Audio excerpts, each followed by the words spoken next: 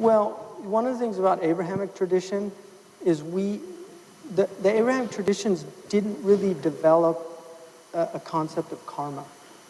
Yeah. It's not really like in Hinduism it's much easier for them to grasp these things, but there's certainly an element working when people say the Quran, for instance, says no soul bears the sins of another soul. Ibn Arabi said that that's only in the next world. It's not in this world. That people do bear the sins of other people. The Quran also says, beware of tribulations that don't just afflict the innocent, but that don't just afflict the guilty, but afflict the innocent as well.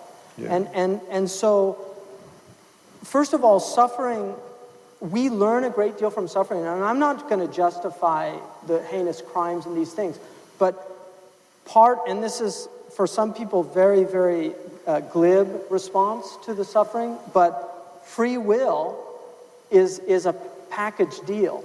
You know, there's people that say, oh, why didn't God smite that person who was going to shoot those children at Sandy Hook Elementary School? Well, why didn't he break your hand when you were cheating on your tax returns? You know, why didn't your tongue suddenly be paralyzed when you were telling those horrible lies to your wife? It's a package deal. And so in that way, much of what we see in human suffering is from what our own hands have wrought. And that's very much a Quranic motif. And this is why Muslims historically were not as troubled. Now you can say, well, what about the children? They didn't deserve to do that. We're the caretakers of the children.